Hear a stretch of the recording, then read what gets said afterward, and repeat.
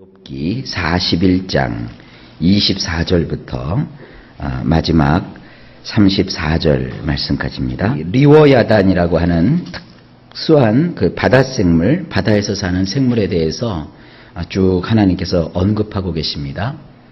24절 말씀. 그것의 가슴은 돌처럼 튼튼하며 맷돌 아래짝같이 튼튼하구나.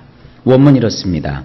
그것의 마음은 마치 돌같이 굳고 마치 맷돌의 밑부분같이 굳도다.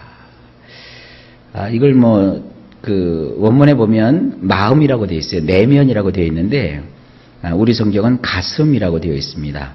오히려 저는 이 가슴이라고 번역된 게 참 좋은 번역이라고 보는데 그냥 원문에 마음이라는 단어가 나왔기 때문에 그냥 마음이라고 표현을 합니다. 되게 서양 사람들은 마음 그러면 머리를 뜻하거든요. 근데 우리나라 사람들은 가슴, 마음 그러면 어디를 뜻해요? 그냥 가슴을 뜻하거든요. 그래서 아마도 이 마음이라고 하는 것은 이 생각하는 장소, 아마 머리를 뜻하는 것이 아닌가. 그래서 제가 이 마음이라고 쓴 거예요. 우리 성경으로는 가슴 그러면 이쪽을 생각하고, 서양 사람들은 마음, 그러니까 머리를 생각하는 겁니다. 어쨌든 그냥 머리로 생각합시다. 원문대로요. 머리가 돌같이 굳어요. 딱딱한 머리를 갖고 있고 마치 맷돌의 밑부분같이 굳도다. 우리나라의 그 맷돌은 아랫돌, 윗돌 해가 그렇게 돌리잖아요. 근데 이 성경시대에 고대 성경시대의 맷돌은 이게 사람이 돌리는 맷돌인 것보다는 우리식으로 하면은 연자 맷돌인가요? 아니면 그 왜 소에다가 멍에를 씌워가지고 소로 끌어서 하는 그 맷돌이 있거든요. 그러니까 밑판에다가 아주 큰 널찍한 돌을 이렇게 놓고 그 돌 위에 또 돌을 올려놔서 그걸 이제 소가 이렇게 끈다고요. 빙빙 돌아가면서 그 밑에 있는 그 알곡이나 그 곡식을 맷돌질하는 그런 걸 생각하시면 됩니다. 그래서 위에 있는 그 돌아가는 그 돌은 크기가 작고 그 밑에 이게 받쳐 있는 돌은 굉장히 크고 단단해요. 그래서 지금 그걸 생각하셔야 됩니다. 그래서 아마 이 리워야단은요, 머리가 굉장히 크고 딱딱하고 말이죠. 탄탄한 그런 머리를 갖고 있다. 이 원문에는 굳었다라는 말이 두 번 똑같은 단어가 나와요.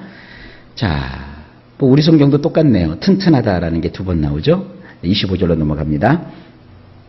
그것이 일어나면 용사라도 두려워하며 달아나리라. 원문 이렇습니다. 그것이 일어서면 힘 자랑하던 자들도 두려워 서게 되나니 뿔뿔이 흩어져서 갈피를 못 잡느니라. 그러니까 그것이 딱 일어나면 밑에 있는 사람들이요, 혼비백산해서 이리저리 뿔뿔이 흩어져 갖고 막 도망가는 모습을 여기서 볼 수 있습니다. 26절. 칼이 그에게 꽂혀도 소용이 없고 창이나 투창이나 화살촉도 꽂히지 못하는구나. 원문을 보면 칼로 그것을 찔러 꽂아 본 데자 헛수고일 뿐이고 창이든 투창이든 작살이든 그렇도다. 칼이든 창이든 투창이든 작살이든 그에게 아무리 던져보고 꽂아본 데자 소용이 없다는 거예요. 27절. 그것이 쇠를 지푸라기같이 놋을 썩은 나무같이 여기니. 원문이 이렇습니다. 그것은 쇠덩어리를 지푸라기로 청동을 썩은 나무로 여기느니라. 이 쇠덩어리나 청동은요, 이것은 그 무기를 뜻합니다.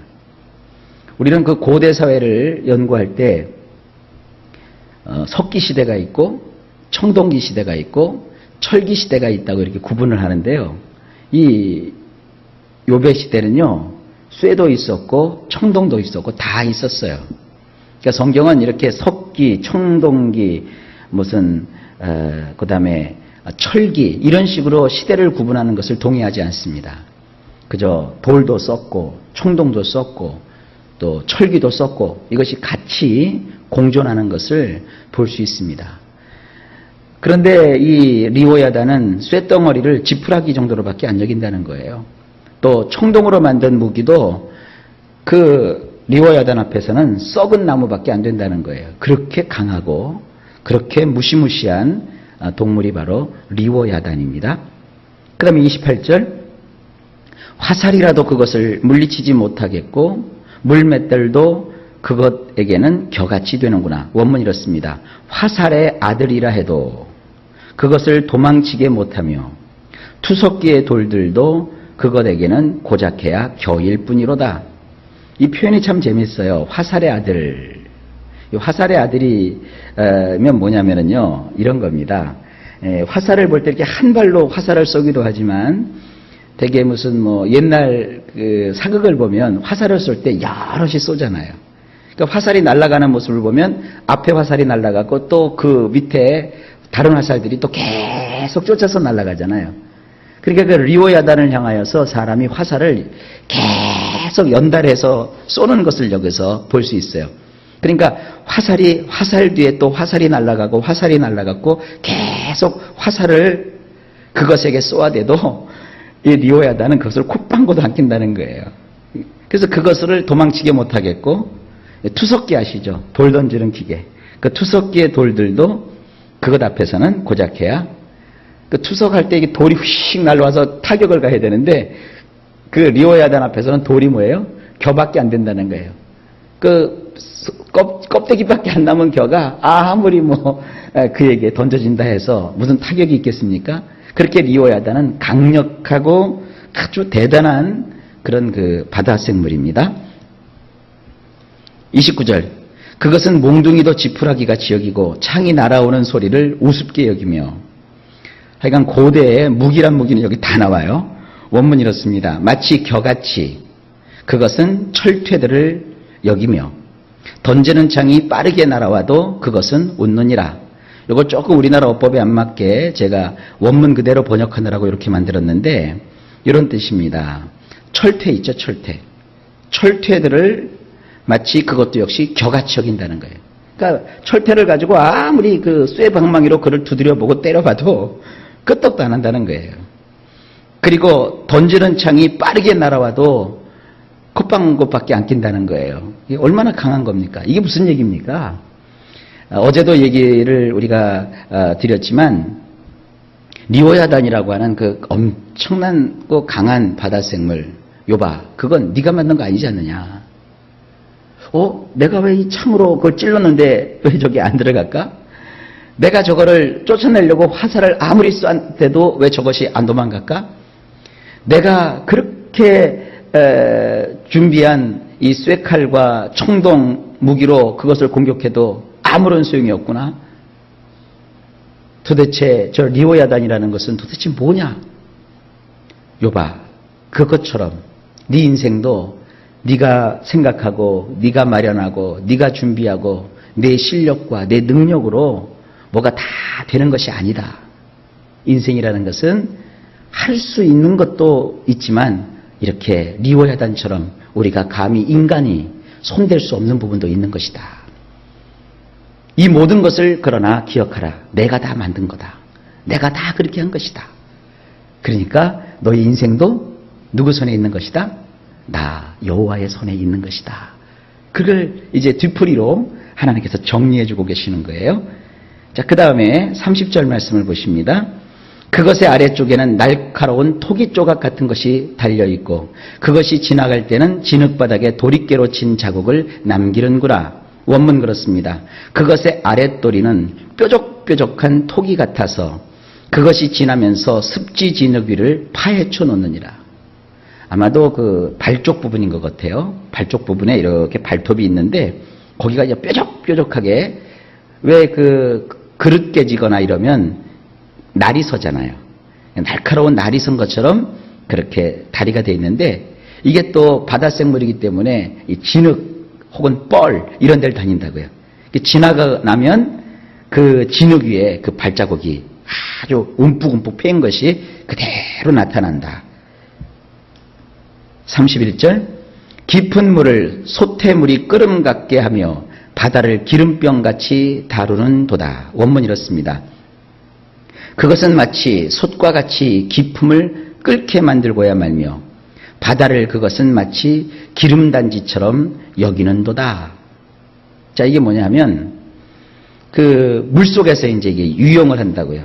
물속에 그 리오야단이 다닐 때 보면 아마 그것이 물속에서 어떻게 숨을 쉬나 버글버글버글버글버글버글버글버글버글버글 하고 움직일 때마다 이렇게 거품이 나고 말이죠. 또 숨을 쉬는 거죠. 이 수영장에 가서 수영을 하다 보면요. 이렇게 물속에 들어가서 손을 젓거나 다리를 이렇게 하면 첨벙첨벙거리면 그 물속에서 물보라가 일어나요. 막 이렇게 하고 이건 또 이렇게 물방울이 막 생겨서 이렇게 뽀글뽀글 올라가요. 사람이 수영하러 지나갈 때도 그게 물방울이 막 일어나는데 이 엄청나게 크고 힘센 리워야단이 바닷속을 다니면 마치 그 바닷속이 물이 끓듯이 이 솥에다가 물을 넣고 끓이면 부글부글부글하고 막 방울이 올라오잖아요. 그것처럼 바다에 그 지나갈 때 보면 부글부글부글부글 거리는 거예요. 그리고 바다를 그는 마치 기름단지처럼 여기는구나. 동서양을 물론하고 이 기름단지는 크지 않아요. 기름단지는 작잖아요. 기름이 또 귀하고요. 그러니까 이 리워야단은 마치 바다를 기름단지처럼 여긴다는 것은 바다에 들어갔다 나왔다 하는 것을 아주 쉽게 생각한다는 거예요. 금방 총 들어갔다가 또 촥 나왔다가 하여간 그런 겁니다. 자, 32절. 그것의 뒤에서 빛나는 물줄기가 나오니 그는 깊은 바다를 백발로 만드는구나. 이것도 참 재미있는 표현입니다. 원문 이렇습니다. 그것의 뒤로는 반짝거리는 길이 생기니 깊은 바다가 백발노인이 된 듯하도다. 어디 배를 타고 가보면 그 배 뒤에서 이렇게 물보라가 치잖아요. 그래서 배가 쭉 앞으로 나가다 보면 뒤쪽으로 물보라가 치면서 반짝반짝반짝반짝 거리죠. 배를 타고 어디를 갈 때 이렇게 보면 바닷물이 햇빛에 비쳐가지고 마치 보석처럼 반짝반짝반짝반짝 거려요. 그러니까 이 리워야단이 얼마나 큰 생물이고 빠르냐면 이게 막 지나가면 뒤에서 마치 스크루가 돌아가면서 물보라를 반짝반짝거리는 물보라를 남기는 것처럼 이게 뒤에가 막 물보라가 있는 거예요. 이게 반짝거리는 길이 생겨요. 그리고 이게 물속으로 쉬 들어갈 때 그 안에서 거품이 막 나오는데 마치 이 백발노인이라고 제가 번역을 했는데 원래 원문은 뭐냐면 회백색이랍니다. 회백색이 되는 거예요. 그래서 그 파란 바다가 회백색을 일으키면서 그 거품이죠. 거품이 막 뽀글뽀글 일어나는 것을 뜻해요. 그러니까 굉장히 생생한 그런 표현입니다. 자, 그 다음에 33절. 세상에는 그것과 비할 것이 없으니 그것은 두려움이 없는 것으로 지음받았구나. 원문 이렇습니다. 지구상에 그것과 같은 것은 없나니 지음받기를 무서울 것이 없게 되었느니라. 그러니까 이 지구상에는 그 리워야단만큼 크고 강한 동물이 없다는 거예요. 원래 그것은 하나님께서 지으셨을 때 무서울 것이 하나도 없는 존재로 만드셨다는 거예요. 겁날 게 없는 거죠. 그야말로 천하무적이에요. 천하무적. 리워야단이라는 게. 그 다음에 마지막 절 34절. 그것은 모든 높은 자를 내려다보며 모든 교만한 자들에게 군림하는 왕이니라. 원문 이렇습니다.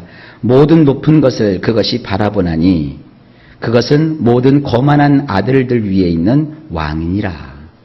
이것도 이제 은유적인 표현이에요. 이 리워야단은 말이죠. 모든 높은 것을 그것이 바라보나니 그랬어요. 그러니까 낮은 것은 보지도 않는 거예요. 쳐다보지도 않는 거예요. 그리고 아주 거만한 아들들 위에는 왕이라고 그랬어요. 아무리 거만한 자라 할지라도 그 리워야단 앞에 가서는 꼼짝도 못한다는 거예요. 자, 이 생물이 오늘날 이 지구상에 존재하지 않습니다. 그런 교훈을 하나 또 받을 수 있어요. 사람이 힘을 갖고 강하는 거 그것도 좋죠. 그러나 강한 거 힘센 사람이 오래 못 갑니다. 약하고 개미처럼 누르면 그냥 찍 하고 죽을 수밖에 없는 연약한 존재지만 그런 것은 오래 살아요. 그러나 이렇게 막 톡 튀는 이 강력한 것은 오래 가지 않습니다. 이제 제가 이건 깨달은 거니까 말씀을 드린 거고요. 오늘로써 하나님께서 하신 말씀은 다 끝났어요. 자, 이 하나님께서 하신 말씀의 요지가 그거죠.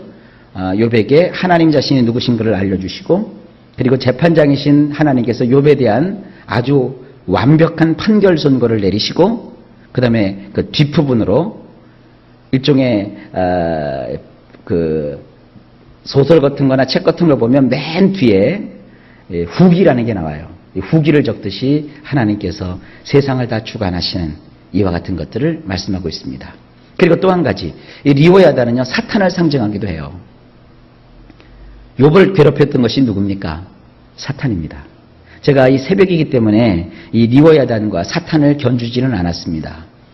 그런데 이 사탄도 역시 이길 자가 없어요. 여러분, 사람이 사탄을 못 이깁니다.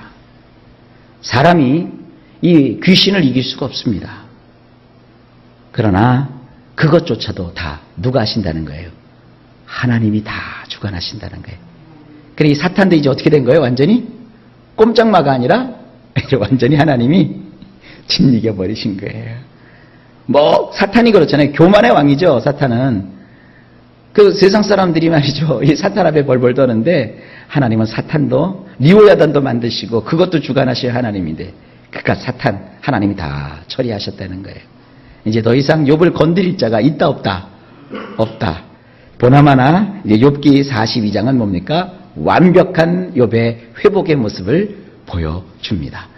수개월에 걸쳐서 우리가 욥기를 쭉 봤습니다. 얼마나 감사합니까? 이제 욥기 42장을 앞에 놓고 오늘 여기까지 말씀을 보았습니다. 오늘도 일마다 때마다 주님께서 여러분들을 도우시고 평강 가운데 역사하시고 우리는 반드시 이깁니다. 반드시 승리합니다. 내 힘이 아니라 누가 주시는 힘으로? 하나님이 주시는 힘으로 오늘도 믿음 가지고 승리합시다.